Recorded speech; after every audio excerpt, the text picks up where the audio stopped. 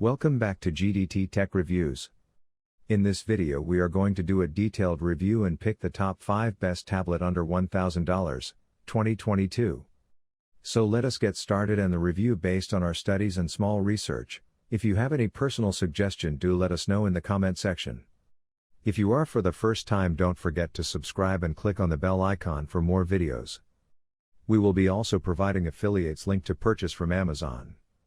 Kindly use to for best offers and purchase from anywhere in the world. So let's get started. The Samsung Galaxy Tab S8 Ultra is the biggest tablet I have ever used. It has a massive 14.6-inch display with a small notch on the top, when held in landscape orientation.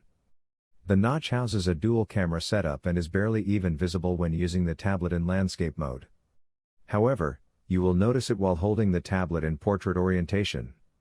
Samsung has kept the bezels thin, which looks good, but this does make it tough to hold the tablet without touching the screen. The 726 grams weight is noticeable, and I often found myself resting the tablet on a table or on my lap when using it.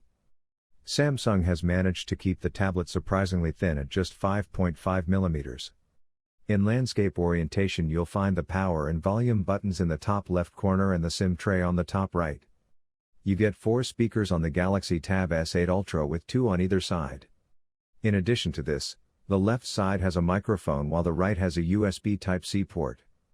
There's an in-display fingerprint scanner that's easy to reach with your right thumb when holding the tablet. The bottom has a proprietary 3-pin connector with notches on either side to latch onto compatible accessories such as the book cover keyboard that Samsung also sent for this review. The back panel is made of metal, which gives this tablet a premium look and feel. There's a camera module at the top with 2 camera sensors, and a glossy black strip extends below it. This is the wireless charging mechanism for the S Pen, which can be latched on here magnetically. The Lenovo Tab P11 Plus has an 11-inch and 2K screen display. The Tab also has immersive sound with quality Dolby Atmos quad speakers. Lenovo has also installed Google Kids Space for kids entertainment, wherein people can download thousands and millions of kids apps that are verified by Google for their kids. The YouTube Kids app is also a boon when it comes to diverting toddlers' attention. It is also a great device for people with creative minds. The tablets you paint, draw, sketch and take notes with quality results. The Lenovo Tab P11 Plus is a stylus-friendly tablet, but the stylus needs to be purchased individually. The Lenovo Tab P11 Plus offers 3 storage options: 64GB 4GB RAM, 128GB 4GB RAM, and 128GB 6GB RAM. The Lenovo Tab P11 Plus has an 11 inches display with an 81.8% screen-to-body ratio and 1200 by 2000 pixels resolution. The Tab has a 2K display, which is an upgrade and one which you notice while using it. Add to that the Dolby Atmos quad speakers with the display and it gives an immersive multimedia experience overall. Lenovo Tab P11 Plus runs on Android 11. It has a MediaTek MT6785 LEO-G90T chipset, octa-core. The Lenovo Tab P11 Plus has an aluminum alloy design with a dual-tone finish. The Tab comes in 3 colors: slate gray, platinum gray, and modernist teal. There is also an optional keyboard available with the device, and it also is a stylus-supported tablet. Lenovo Tab P11 Plus features a 13MP main camera with autofocus and a wide lens. It also has a LED flash feature in the main camera and video recording at 1080 at 30 fps.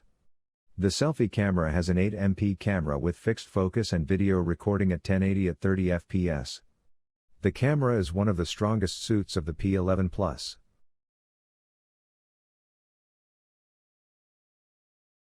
The size and weight are both comfortable for tablet tasks, including sitting on the couch and reading articles or books or taking notes with the Apple Pencil, as I like to do.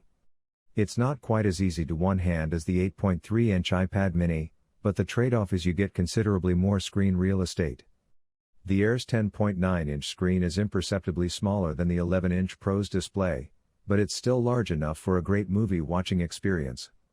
It does start to feel cramped when you're using it for laptop-like work, with split screen and multitasking modes. If you're considering trading in your 13-inch laptop for an iPad, I'd strongly recommend going with the 12.9-inch Pro model. What you don't get on the Air is the Pro's ProMotion variable refresh rate display, nor do you get the 12.9-inch model's brighter mini LED screen. Most people won't miss ProMotion. It can make scrolling animation smoother. But if you're reading static text or watching video, it won't make a difference, and it's not worth the $200 cost to upgrade to an iPad Pro for it alone. Similarly, while it would have been great to have the mini LED display here, the current 500 nit screen is still plenty bright enough to use the iPad Air in bright rooms or even outdoors, although if you watch a lot of movies you might miss the inky blacks offered on the larger Pro.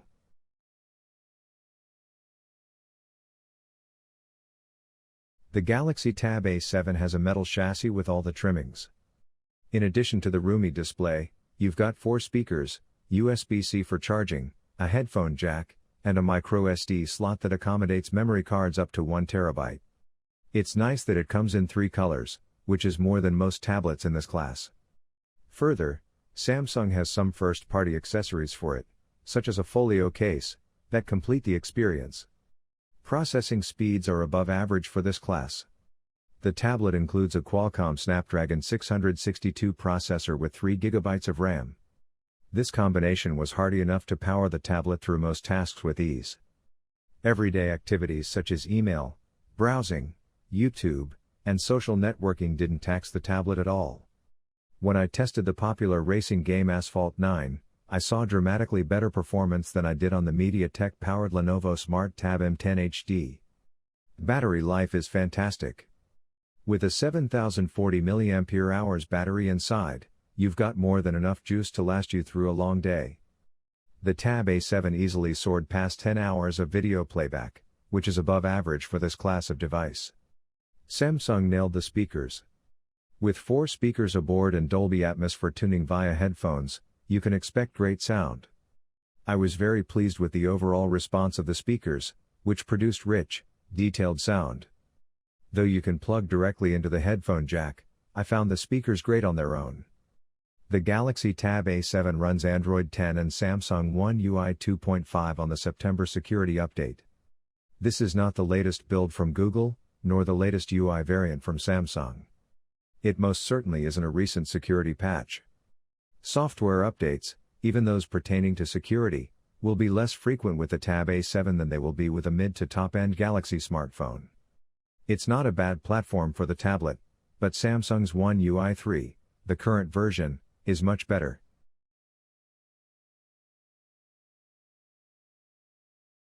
The iPad Pro 2022 design hasn't changed much from previous iterations.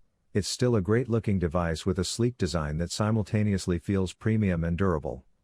If you're looking for a functional yet attractive tablet, you'll be pleased with what's on offer here. It's important to note that the new iPad Pro is big. The 12.9-inch display means this is a particularly large slate, and many will prefer the smaller 11-inch model, or something even smaller, like the iPad mini 2019. If you're happy with a larger design, you'll also benefit from a larger display, more on which below.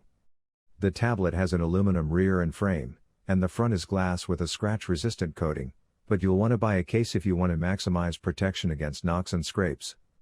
There are 4 speakers, with 2 on the top of the device and 2 on the bottom edge. The bottom of the device is also home to the USB-C port, which is also a Thunderbolt port. We'll look at connectivity in detail later in this review. The side edges of the tablet are sleek and largely free of interruptions, with the right-hand edge designed to recharge the Apple Pencil. It's magnetic, so it'll stick to the side. The volume buttons sit right at the top of that edge.